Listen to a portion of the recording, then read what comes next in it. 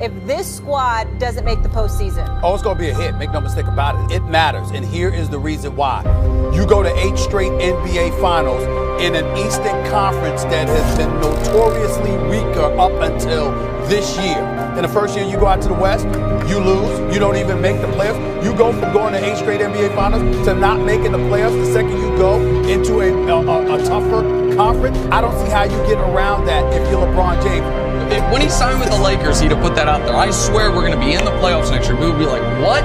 That's all you're promising? Yeah. It was a given they would be in the playoffs. And it lets you know how bad things are. LeBron went so far backwards in the views and in the opinion of so many Laker fans. You know when you could see it? When he passed Jordan on the scoring list. And there was a golf clap. The concern with LeBron is, are they going to be able to win a championship, put a championship team around him? And right now, it's highly unlikely, more so than probable, after year one.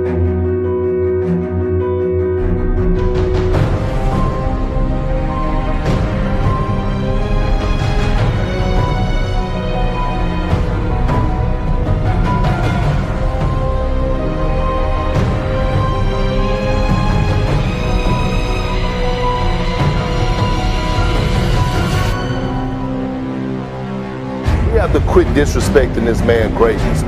For 17 straight years, this guy has lived up to the hype, and he has dominated this year.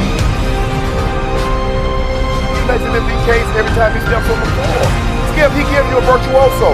Did you think Picasso or Rembrandt or Monet, they didn't mass produce masterpieces? Every time that man's on the court, it's a virtuoso. It's a masterpiece. How many Mona Lisas are there? One. How many 15 chapels are there? One. But every time this man steps on the court, he's painting a masterpiece. James drives, layup, count it, and the foul. LeBron James putting on the finishing touches. 17-2 matches the best start in franchise history. What crosses through your mind about what this team has done? It's an honor.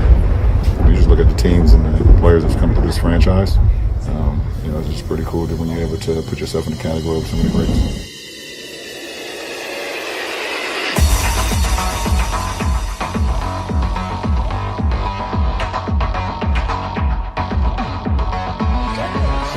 Shoot lock to LeBron! Out of bounds, slam it with 2, throw it down.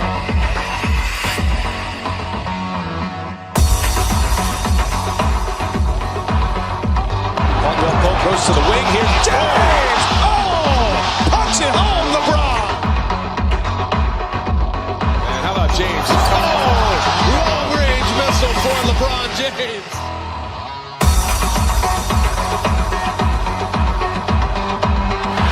Beautiful pass.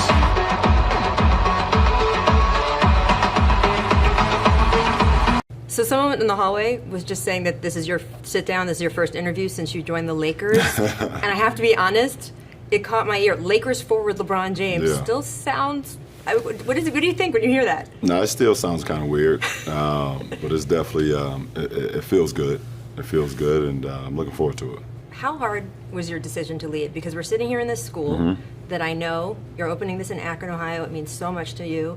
You've talked about how much Ohio means to you, how much Cleveland, the Cavaliers, has meant to you. How tough a call is this? No, it's kind of a bittersweet, a moment right now. Sitting here, in my school that I'm opening, around these kids, around this community, and then at the same time, making the switch to the other coast, being a part of, the Lakers now. So, it's always a tough decision when you leave home or you leave an organization that you've been with for multiple years. The toughest, to leave the first time I left, when I left Miami, leaving Cleveland once again, definitely tough, but, it's a decision that, was best for me and my family. And we're all, I think both sides feel great and appreciative of the moments and the time that we had spent together. You announced it quicker this time than you had with your free agency moves in the past. Is that reflective of the fact that you kind of reached that peace and decision quicker? Absolutely. I'm just at a point where I know what I want, what I like, and my family played a huge part of that. So, no need for the dramatics or the drawn out conclusion of things. Just get right to it. All right, so we're sitting here in this school. This is a co-production between your foundation and the Akron Public School District. Public school for at-risk kids. Yes. You're a guy who has won 3 NBA titles, 4 MVPs, and yet you will tell anyone who listens that opening this school today is one of the greatest moments, greater than any of those. And I got tape of you in Game 7 of the NBA Finals. So do you mean it? I do mean it. I can sit here and be a loss of words, which I am now. Just, it's my first time here, walking these hallways and seeing, when I was driving here, just the streets that I walked, the stores, and some of the stores are still up when I was growing up. To be sitting here, with, my foundation, who was unbelievable, and, first shout out and great credit to Michelle Campbell. She's the right hand to all of this. And then to the Akron Public School System, who allowed us to even do something like this. It's a moment that I'll never forget, and hopefully, the kids, starting with the 240 kids that we have going in here right now, starting today, will never forget it either. So much of the features of these schools were built around your experience and what you would have wanted or you would have needed when you were that age. So tell me what it was like to be one of those kids. What did you walk around thinking was possible for you, was not possible for you? You didn't know what was possible for you because you kind of always paid attention to the statistics, and and growing up in the inner city, the numbers are always stacked up against you. So you didn't really know what was possible.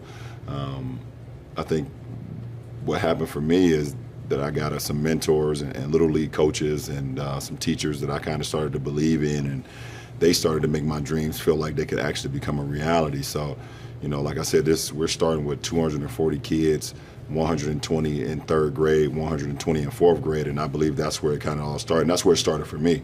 In the fourth grade, I missed 80 days of school, and that following year, I met a family in the Walker family, and they had a support system. I met some little league coaches playing basketball and football, and the following year, I didn't miss one day of school. So I feel like this is the point where, we can kind of get into the minds of the kids to let them know that we're here for them. And I think that's what kids ultimately want. They just want someone to feel like someone care about them, and that's what we're trying to do here. People hear that number, but I'm not sure they can really feel what that was like. First of all, I should say that 80 plus days of school, a school year only has about 180 days normally. Right. So that's for one thing. Right. But that was a year that you and your mom didn't have a permanent home. Right. You were kind of moving from place to place, people helping you out with a place to sleep, with food. Yep. What is that, again, actually like for a kid? Because that environment to then try to go to school and learn? It was challenging. It was mentally challenging, and you just sometimes you think about a kid being in the third grade at that age, being 8 and 7 years old, or in the fourth grade, having responsibility or having stress. No kid at 8 and 9 should have stress. And I was one of those kids, so I know exactly what these kids today are going through, being a part of this. I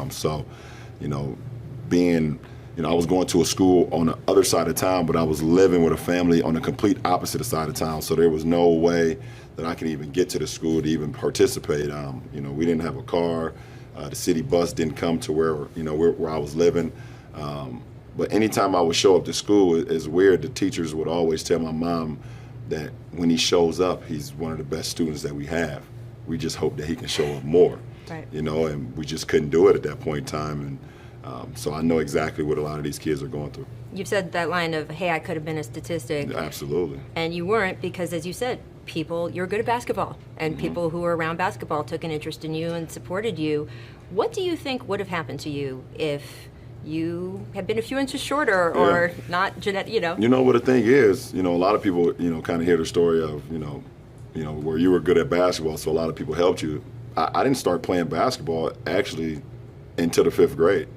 I didn't play organized basketball until the 5th grade. So, I started getting the help, 3rd and 4th grade, right. Going into my 5th grade. And that's when, I met the Walker family. And that was the first year that I played Little League football. And I played Little League football before basketball. So, and then the mentorship started there, from Frank Walker to, Bruce Kelker, a guy by the name of Willie Earl. And then I met Coach Drew Joyce, and the list goes on. And, if it wasn't for like meeting these families and meeting these people, then I wouldn't ever have got to a point where you guys know me, who I am today, as, the basketball player, but more importantly, the guy that's giving back to his community. So you know, I just give a lot of credit and a lot of thanks to my mentorship and you know, to the people who was just there for me. I mean, because most kids don't have all of those families, all those coaches looking out for them. You decided pretty early that you were going to look out for the kids of Akron, even the ones who weren't good at sports. Yeah. And your foundation has done tutoring and support and all kinds of shoulder programming. But how do we get to a school? Because we are sitting in an actual school. Yeah, how do we get to a school? That's what we all trying to figure out, Rach. I mean, you were around when it was just a 5-mile bike ride. Yeah. You know, when we was doing the bike-a-thon. And I think it just shows growth from me as a basketball player as well. From the bike-a-thon to who I am today as a basketball player. And it shows the growth, you know, throughout our foundation of how we can continue to get better and better and better, and kind of just like not having a ceiling. You know, I don't have a ceiling to how much I can improve on my game, and we as a foundation don't have a ceiling how much we can improve our community, and to a point where we have a school. Like, we literally have a school. It's not a charter school. It's not a private school. It's a real life school, you know, in my hometown, and this is pretty cool. I mean, it's pretty cool. Crazy to sit around absolutely and look around here. One thing that caught my eye beyond just all the academic stuff is the kids here will go here for longer school year and also longer day. They stay here until 5 o'clock, partly just so they're in this supported system and not out in the world as much. Absolutely. The other thing was food, is that if a kid is hungry, it's hard to learn. So you are giving these kids breakfast and lunch and a snack. And a snack. How important is that? I think, first of all, you know, fueling the body, you know, keeps the mind sharp. And I remember I was a kid, my attention span, I mean, listen, you can have me for a little bit, but you have to keep me engaged. And I think obviously fueling these kids and giving them food, a breakfast, a lunch, a snack, but just keeping them here under our support, keeping them here under our guidance, you know, giving them, you know, objectives and criteria that they can match and not feel stressed. And feel like they're family. That's what we want to create. We want to create an environment of family and not like a workplace. You know, sometimes you can get tired of kind of like, if you look at it as work, you kind of get tired of it. You know, we want to create an environment of family where you want to always be around your family. No matter the goods and the bad, you always want to be around that support system. So, you know, that's what we're creating here. So earlier this year, you were instructed to shut up and dribble, which is amazing, because if you had listened to that, we would not be sitting in this school that 300 kids are getting the benefit of. Absolutely. But I want to backtrack off that, because those comments came because you were critical of the president. Right. And I wanted to know why, while you do things like this, it's also important to you to use your voice to stand up for kids like that, even as high as criticizing the president of the United States. Well, for me, I have a voice, I have a platform, and I have so many kids, and not only kids, but also adults and everybody that kind of look for guidance and look for someone to kind of lead them in a time where they feel like their voice isn't powerful. And when you see something that's unjust, or you see something that's wrong, or you see something that's trying to divide us as a race or as a country, then I feel like my voice can be heard and can speak volumes. And especially coming from a point of sports. You know, I live in sports. You know, without sports, we wouldn't be all here. I wouldn't be talking to you, Rach. You wouldn't be interviewing me. And, you know, sports is like, it stops race. Every race comes together to fight for one common goal, and that's to win and to have fun and to have camaraderie and things like that. And for someone or a body of parties to try to divide us by using our platform of sport, sport has given me everything that I can ever ask for. I couldn't let that happen. So by using my voice and letting, you know, the youth know and the people that need the guidance know that I care for them, and I'm gonna be their voice, and it's passionate for me because, like I said, sports is just the ultimate, you know, to bring people together. So that's what I'm here for. Can we expect you to be active going up to the next election like you were in the last one? I'm here. I'm here. I already got my suit, right? My glasses bright, so. We've had athletes run for office. This is sort of a public policy thing you're doing right here at this school. It is, but, you know, I may stick to, you know, coaching for a little bit. Okay, your AAU coach, my successful? AAU, you know, 2 tournaments, two national championships. I'm feeling really good about my situation. Can I ask you about your other job, the whole basketball player thing? Yeah, Should we get to that a little bit? Of course. Because, you know, you've made a huge change, and you have talked about how the weight and idea of helping this historic Lakers franchise that you looked up to big names like the Lakers and the Cowboys and the Yankees and stuff as a kid, bringing that franchise back to championship level is this exciting goal for you. Yeah. I want to know why you picked that over going to a team that was closer to winning a championship now, because those are two different things. Oh, absolutely, and I definitely thought long and hard about the possibilities of lining up alongside Ben and Embiid, or lining up aside Harden and Chris. I felt like at this point in my career, the ultimate for me, just like when I went to Miami, everyone kind of looks at me joining a super team, but if people look at, I think Miami was 35 and 47, the year before I joined that team. And you can look at the Lakers, record from. So I like the challenge. I like the challenge of being able to help a team get to some places that they haven't been in quite a while.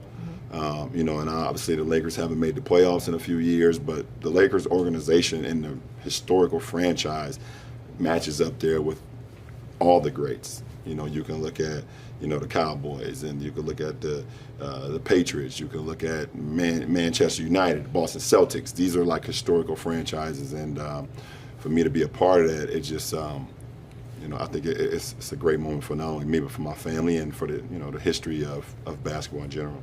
When you look at that roster, though, you're not just the only elite player on it. You're the only all-star on there. You could have told the Lakers, hey, I do want to come, but please do what it takes to get Kawhi Leonard here, too. So this year can already start to be building toward that. Why didn't you want to do that? Because I love the young guys that they have. And, I'm not trying to force my hand in no way, shape, or form. I believe Rob and Magic and Jeannie has done an unbelievable job of kind of reshaping what the organization should be in the last few years on, keeping Dr. Buss, his dreams and what he was all about, to keep that going. So I feel like they know what's best for the team, and I wanted to be a piece to kind of continue that, continue that motion on being back, to a championship franchise where they should be. There's one guy who could have come with you that would have kept those young players there too, Paul George. What were your conversations with him before he decided to stay with the Thunder? I didn't have many conversations with Paul, and I think Paul did what was best for him, and I think that's what everybody should do as players. They should do what's best for them and their family. Shouldn't get too pressured by anybody. If there's someone that they want to play with and they have the opportunity to do it, then go for it. But obviously, I think we all see that he made the best decision for himself and his family. Now, the Lakers have signed other free agents since you. It has raised some eyebrows. You have a guy who's a Shaqtin' a Fool MVP. You have a guy who wears the wristwatches on his ankles. You have someone who likes to blow in other players' ears, namely yours. Why should people not be skeptical of this roster? Because we just got guys who love to play basketball. At the end of the day, guys that love to play ball and that's what they do every single day. I love that. And I think Pelinka and Magic love that as well, and that's why they made the signings and bringing Lance and JaVale and Bees and Rondo, guys that just every day they wake up they think about the game of basketball, and everything else is secondary. So we look forward to all the challenges, and I mean eyebrows is always going to get raised when my name is involved anyway, so it shouldn't even be a surprise. And look, a lot of these are one-year contracts.